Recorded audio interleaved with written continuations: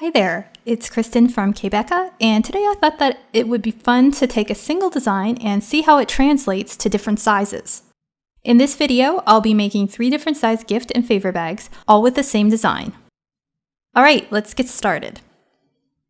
First up is the smallest gift bag, and for the base, I'm using the soft zigzag treat bag cut file that you can find in the shop at k.becca.com. I'll also be using the birthday candles cut files, just the second layers, not the bases, and the hand-lettered party cut files, which you can also find in my shop.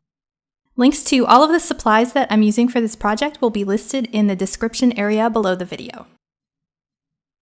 For this bag, I scaled both the candles and the party cut files down to 85% of their original size in Silhouette Studio before cutting them from colored cardstock.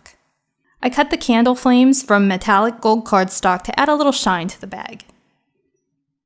First, I'm going to add the candles and party die cuts to what will be the front of the bag in the finished project. The front is one of the larger rectangular panels, the one that's not on the edge. I'll position all of the elements where I want them on the front of the bag before I start to glue them in place. Once I'm happy with the positioning, I'll first take the party die cut and add adhesive to the back. For die cuts that have thin and more delicate lines like this, I'm really liking the E6000 non-aerosol spray glue. You need to shake it before each use and clean up the nozzle after use. So far, I've just been wiping off the nozzle with a wet paper towel after I use it, and I haven't had any problems with clogging yet. Place a piece of scrap paper under the party die cut and spray the back of the word with the glue a few times to cover. Then, carefully place it onto the front of the bag and press it in place. If some areas start to pop up, just press down on them for several seconds or until they're adhered in place. For the candles and candle flames, I'm using the Tombow Mono Multi Glue, but I could have just as easily used the E6000 as the glue for all of the elements. I'm going to add glue to the back of each candle one at a time, then adhere them in place on the front of the bag. After I'm finished doing that, I'm going to use my favorite gold ink, the Delicata Golden Glitz, and a small sponge dauber to create circles of ink that will make the candles look like they're glowing in the finished project. This step is totally optional, but I think that it gives the bag a little extra something. To create the candle glow, load the dauber with ink by repeatedly tapping it on the ink pad like this. Then repeatedly tap the inky dauber in the area above the candle where the flame will go. If you want a softer look, you can rub the dauber around the area to smooth out the edges. I want to make sure that the glow area is an appropriate size for the flame, so I'll lay the flame over the area, and yep, this looks good. Repeat the process for the remaining candles, then glue the candle flames in place using the Tombow Mono Multi. I like to use a sticky tool like the Quick Stick for small pieces like these, but it's not necessary. After all of the candle flames are glued in place, fold the flap at the bottom of the front of the bag inward and trim off any overhanging bits of candle.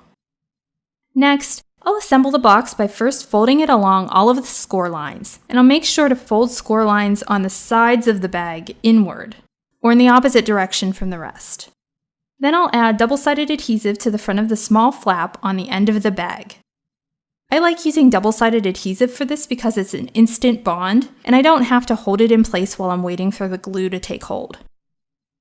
I'll line up the top of the flap with the top of the other side of the box and press the two together to finish the top of the bag. After that, I'll fold all of the flaps around the bottom of the bag outward, and I'll add double-sided adhesive to all of the flaps except the larger flap that has straight sides. This will be the outer bottom of the bag and will be adhered in place last. I'll fold the 2 smaller flaps inward and will press the larger angled flap over the top. To finish the bag, I'll press the last flap in place, and I'll turn the bag over and press down from the inside to make sure all of the flaps are adhered securely in place. This bag would be great as a birthday favor bag. You could set one at each place setting and fill it with candy, small toys, or small cookies and things like that. Next up is the medium-sized bag. And for this, I'll be using these small white paper party bags that I found at the craft store.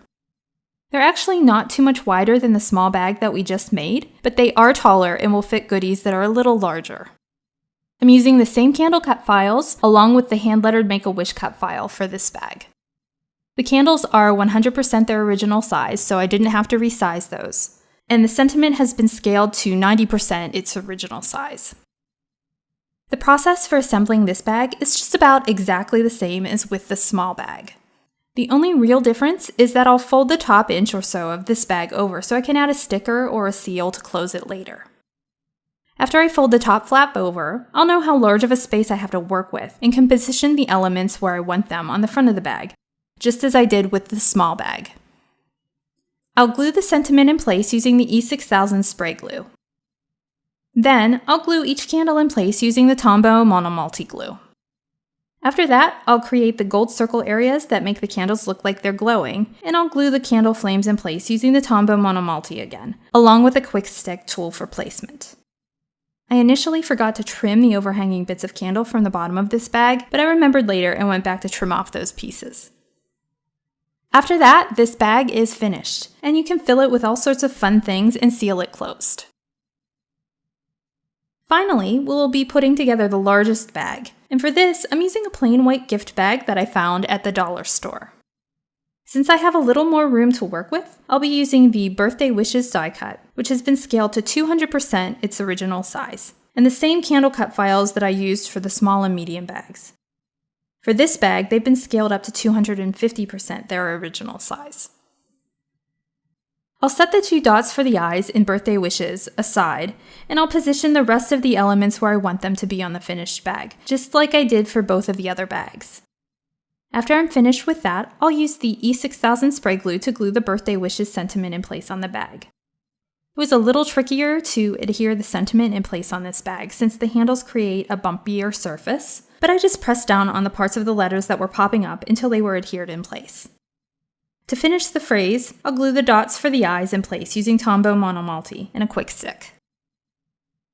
Next, I'm going to cover the back of each candle with the Monomalty glue and glue in place, one at a time. Then, I'll come in with Delicata Golden Glitz ink and an ink dauber and create the areas that will make the candles look like they're glowing. The glowing areas will need to be larger on this bag than they were on the others, and I'll compare the corresponding candle flame to the candle glow area as I'm working, and will enlarge the area as needed with the dauber until I'm happy with the size. After I'm finished with the glow areas, I'll glue the candle flames in place using Tombow Monomalty, along with the quick stick for easy placement. Lastly, I'll trim the overhanging bits of candle along the bottom of the bag, and after that, it's finished. This bag would be great for birthday gifts since it's larger. You could fit clothing, toys, books, and plenty of other types of gifts inside. I hope that you enjoyed seeing how the same design looks in different sizes, and I hope that this video has given you some ideas for birthday party favor and gift bags. You can find a full list of supplies used in these projects in the description area below, or in the area below the video if you're watching on k.becca.com. And if you like this video and would like to see more like it, then please give it a thumbs up and subscribe. Thanks so much for watching, and I hope you'll tune in again soon.